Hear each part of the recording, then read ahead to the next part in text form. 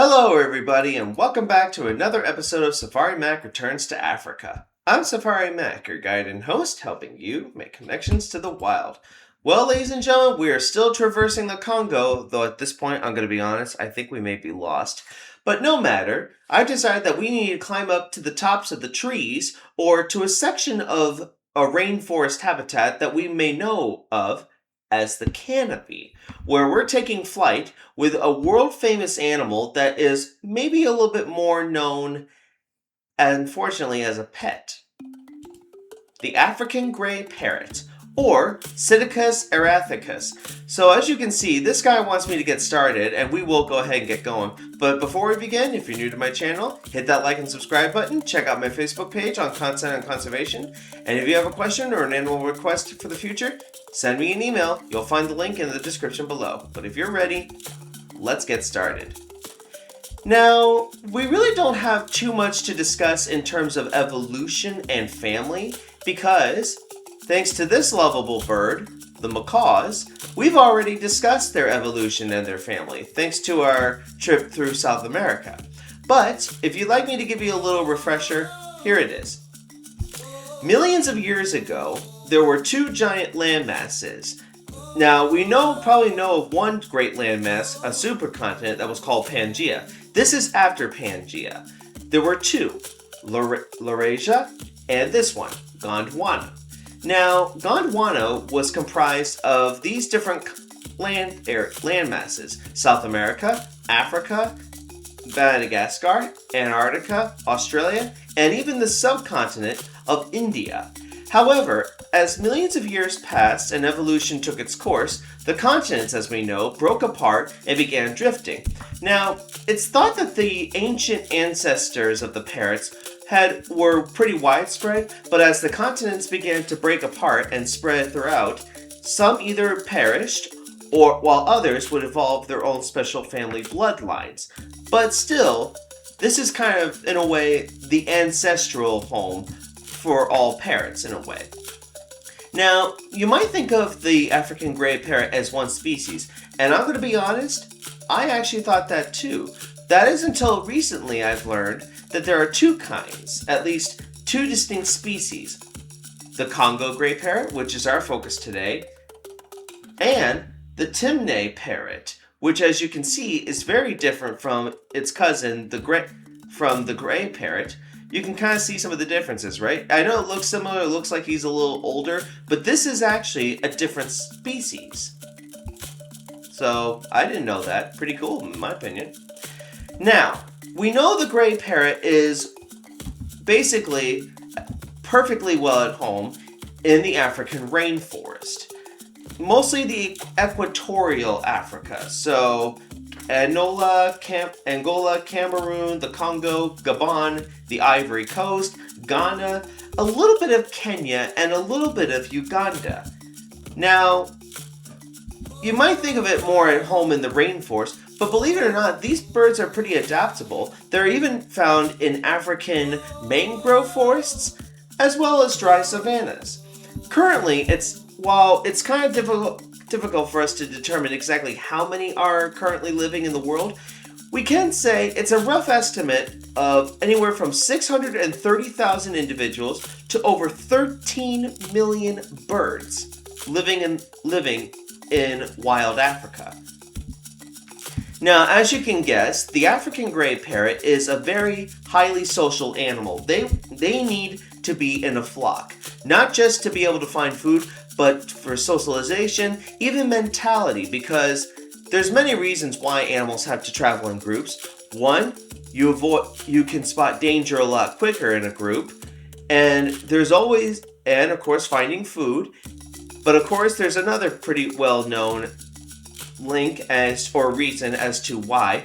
There's the old safety in numbers idea, where you're probably less likely to get captured than the one next to you.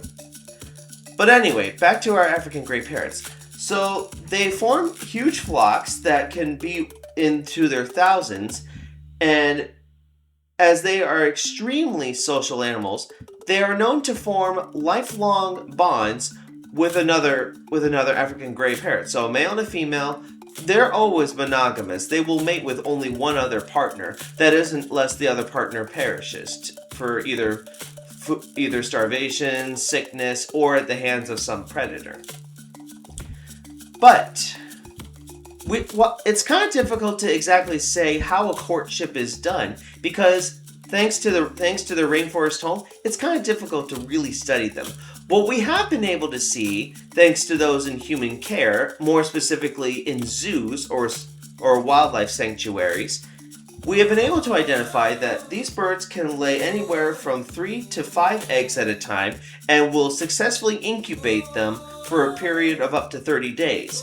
Now, just like one of our previous birds that we've discussed, the red-billed hornbill, which you can go and check out for yourself, these creatures are what you call cavity nesters. So they will select one tree and they will not share that tree with anyone else. Even if it's a little lower, they are fiercely territorial and very protective of their nesting area.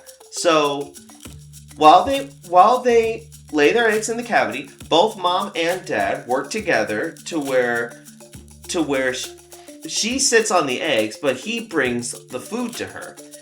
Soon enough, it won't be long before the eggs hatch, and then they will live in that cavity for at least 12 weeks. That is before they start taking off for the first time or begin fledgling.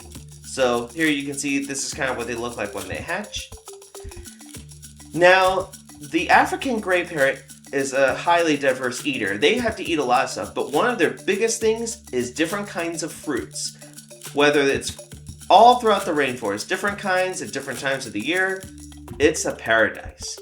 But they are also known to eat nuts and legumes, flowers, but it seems that one of their favorites, and this can be a little bit of a problem for palm oil farmers, is African oil palm fruit.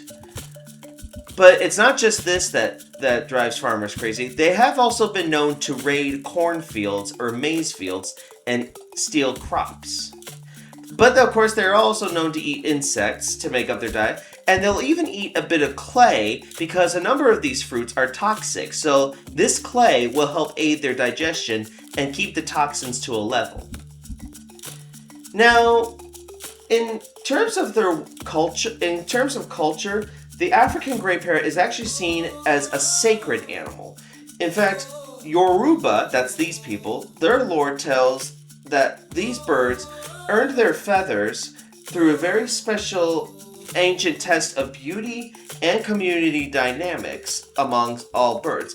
And because of their ability to mimic many different sounds, including human language, they really are seen as a connection to the divine.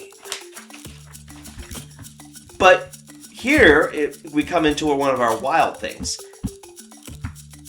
It might be hard to believe, but the macaw, they have a lot more genetically relation with New World parrots than they do with Old World parrots. Would you believe that? Especially with their ancestry tracing back 70 million years ago. Unfortunately, the African Gray Parrot is not doing too well. The timneh is especially an endangered species. We don't even know how many of them there are left.